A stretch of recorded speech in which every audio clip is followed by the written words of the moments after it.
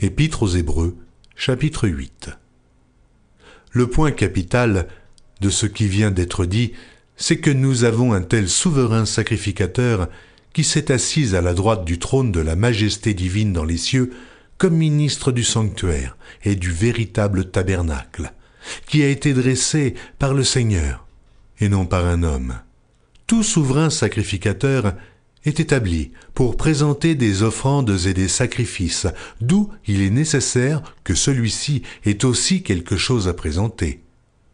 S'il était sur la terre, il ne serait pas même sacrificateur, puisque là sont ceux qui présentent des offrandes selon la loi, lesquels célèbrent un culte, image et ombre des choses célestes, selon que Moïse en fut divinement averti lorsqu'il allait construire le tabernacle.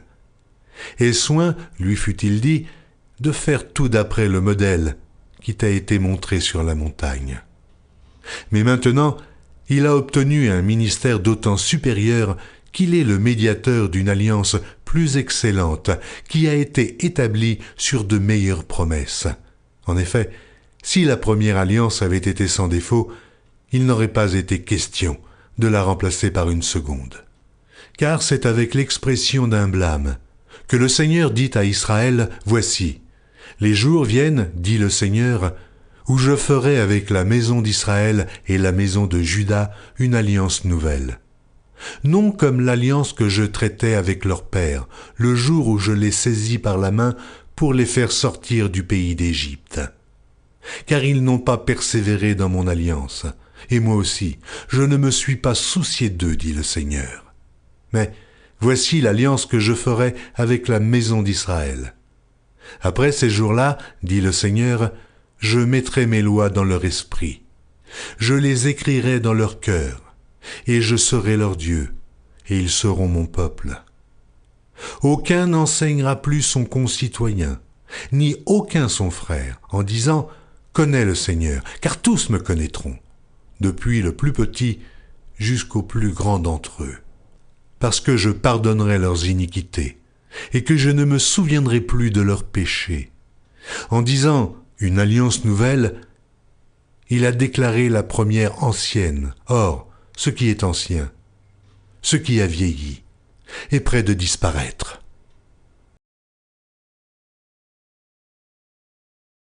Épître aux Hébreux, chapitre 9. La première alliance avait aussi des ordonnances relatives au culte et le sanctuaire terrestre. Un tabernacle fut en effet construit.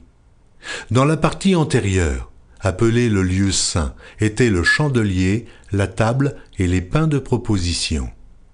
Derrière le second voile se trouvait la partie du tabernacle appelée le Saint des Saints, renfermant l'autel d'or pour les parfums et l'arche de l'alliance entièrement recouverte d'or.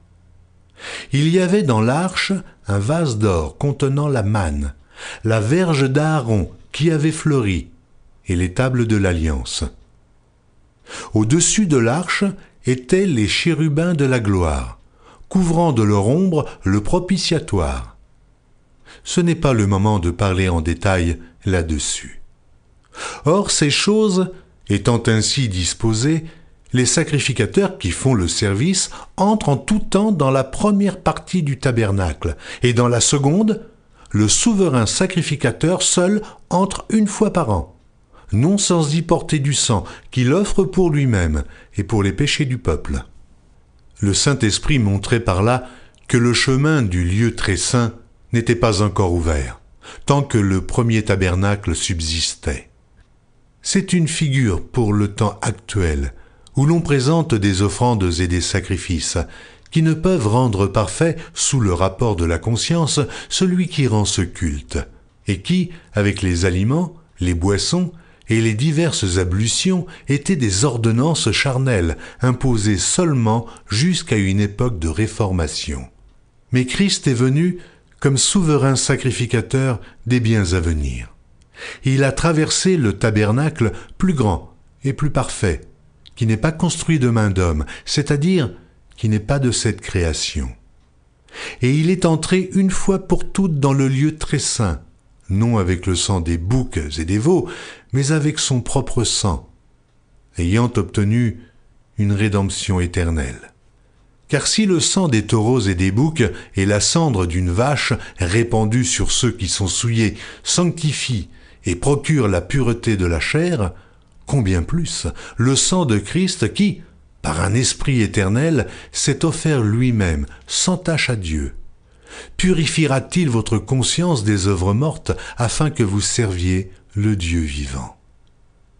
Et c'est pour cela qu'il est le médiateur d'une nouvelle alliance, afin que, la mort étant intervenue pour le rachat des transgressions commises sous la première alliance, ceux qui ont été appelés reçoivent l'héritage éternel qui leur a été promis.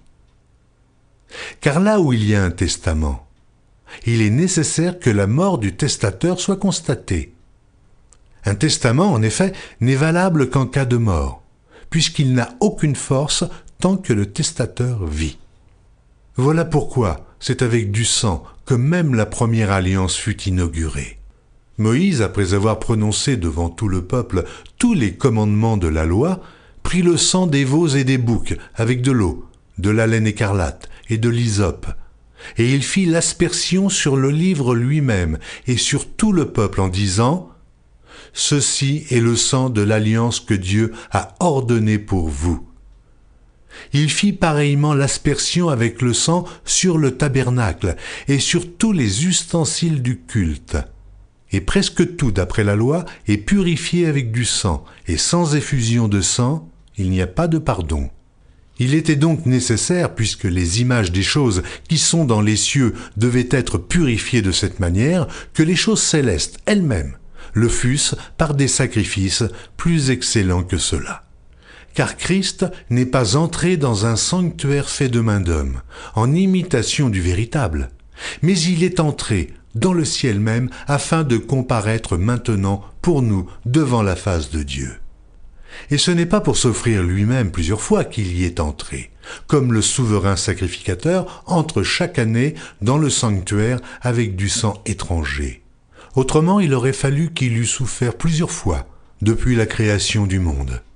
Tandis que maintenant, à la fin des siècles, il apparut une seule fois pour abolir le péché par son sacrifice.